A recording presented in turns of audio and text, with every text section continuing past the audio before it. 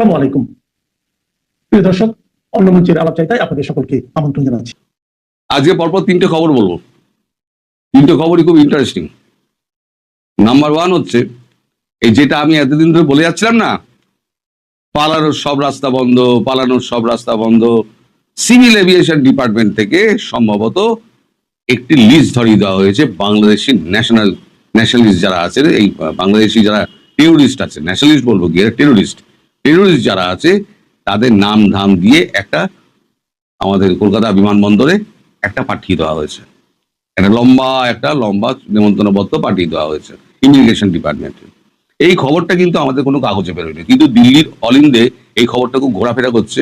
আমার কানে এসছে, আমার একটি বন্ধু তার স্ক্রিনশট থেকে আমার একটা ছবি তুলে পাঠিয়েছে যে এইটা হচ্ছে খবর, যদিও সরকারিভাবে কিছু জানানো হয়নি। এই সমস্ত সরকারিভাবে জানানো হয় না। কোথায় কোন টেরোরিস্টের নাম দেওয়া আছে, তাকে কোথায় ইমিগ্রেশন আটকে দেবে, ধরে তারপরে জেলে পুরে দেবে, সেটা কি সরকারিভাবে জানানো হবে? সরকারিভাবে জানানো হবে না, ফলে এটাও সরকারিভাবে জানানো হচ্ছে না। এদিকে শেখ হাসিনা গতকাল থেকে অত্যন্ত খুশি এবং বহু লোকের সঙ্গে তিনি মিটিং করছেন। বহু লোকের সঙ্গে, আমার যেমন ভারতীয় আধিকারিকদের সঙ্গে মিটিং করছেন, তেমনি তিনি বিদেশে বসবাসকারী আওয়ামী লীগ নেতা তাদের সঙ্গে কথাবার্তা বলছেন। তিনি একেবারে মানে প্রাণোদীপ্ত, হাস্যোজ্জ্বল, এবং তিনি তার কথাবার্তা শুনলে বোঝা যাচ্ছে তিনি খুব শিগগির ঘরে ফেরার মানে সময় এগিয়ে আসছে, বুঝতে পারছেন। উনিও তো রাজনীতি করেন, কূটনীতি করেন, উনি তো বোঝেন আন্তর্জাতিক চাপটা কিভাবে আসছে। এই যে আন্তর্জাতিক চাপের কথা বলতে গিয়ে আমার মনে পড়ে গেল, এই যে গতকালকে আপনাদের কাগজে দেখলাম যে ছটা মানবাধিকার কমিশন আপনাদের একেবারে লম্বা চোতা ধরিয়ে দিয়েছে। চোতা তৈরি হয়েছে ফেব্রুয়ারি মাসে, চোতা এলো অক্টোবর মাসের একেবারে শেষের দিকে, থার্ড উইকে বলতে গেলে। তা এতদিন আসেনি কেন? এতদিন আসেনি কারণ মার্কিন কংগ্রেস এটা চায়নি। আমি যেটা বারবার আপনাদের বলার চেষ্টা করছি যে মার্কিন কংগ্রেস বাংলাদেশ থেকে পা তুলে নিয়েছে। আমাদের ট্রাম্পের আর কিছু করার নেই। এই দু চার গাছা যে সৈন্য ফৈন্য রয়েছে দেখবেন না, এরা সব পালিয়ে যাবে, কেউ থাকবে না। এবার রইল পরে লাস্টে আপনাদের আজকে একটা ওই এ নিয়ে একটা আছে, রায় আছে, অন্তর্বর্তী সরকারের ব্যাপারে রায় আছে। তা আমার যেটা আন্ডারস্ট্যান্ডিং, আমি অনেক আগে ভিডিওটা করছি, আমার যেটা আন্ডারস্ট্যান্ডিং সেটা হচ্ছে এই অন্তর্বর্তী সরকারের ব্যাপারে সিদ্ধান্ত এই শুনানিতে অন্তত হবে না।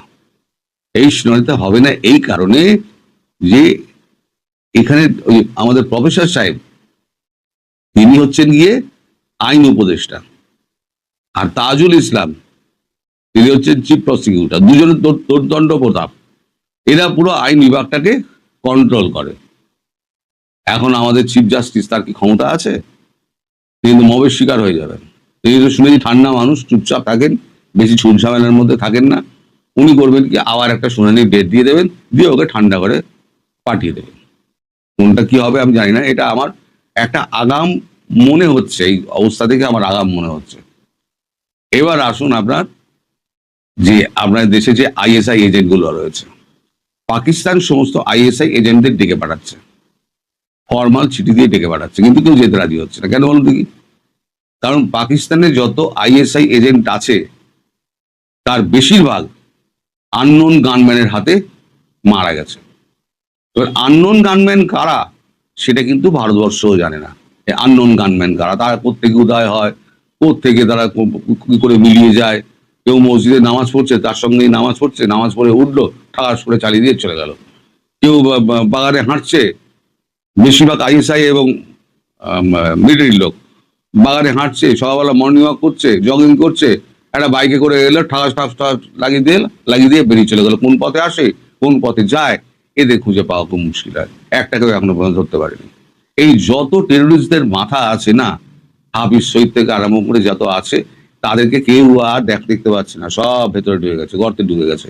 এই যে 12-14টা আমরা যে মেরে দিলাম ইনস্টলেশনে টেরোরিস্টদের, কোনো রিয়াকশন দেখেছেন? একটা রিয়াকশন হয়নি। তবে হ্যাঁ, ভারতের ওপর আক্রমণের চেষ্টা এরা করবে, চেষ্টা করবে। এখন আপনারা ভাববেন যে ভারত কেন কিছু করছে না।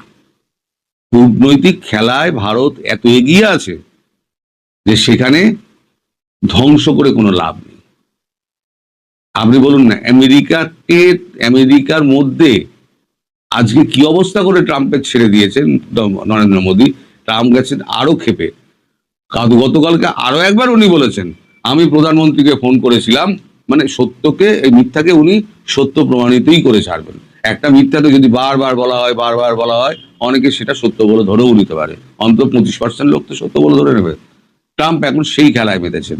ট্রাম্পের এখন আক্রোশ হচ্ছে কেন নরেন্দ্র মোদী তাকে ফোন করছেন না বা তার সঙ্গে যোগাযোগ করছেন না। নরেন্দ্র মোদী কোনো যোগাযোগ করবেন না, কোনো ফোনও করবেন না। কারণ আপনি যে রামবাবু, আপনি যে পিঠের ছুরিটা মেরেছেন না, ওটা একেবারে গভীরে গিয়ে লেগেছে। ওইখান থেকে নরেন্দ্র মোদীর যে রক্তক্ষরণ রয়েছে সেটা তিনি ভুলবেন না। সারা দুনিয়ার সামনে আপনি নরেন্দ্র মোদীকে বেইজ্জত করে ছেড়ে দিয়েছেন। নরেন্দ্র মোদী ছাড়বেন? কখনোই ছাড়বেন না। এখন এই যে 6টা মানবাধিকার কমিশনের হঠাৎ এই যে চিঠিটা এলো, সেখানে অনেক কিছু উল্লেখ করা হয়েছে। বিশেষ করে যেটা উল্লেখ করা হয়েছে সেটা হচ্ছে ইনক্লুসিভ ইলেকশন, আওয়ামী লীগকে নিয়ে।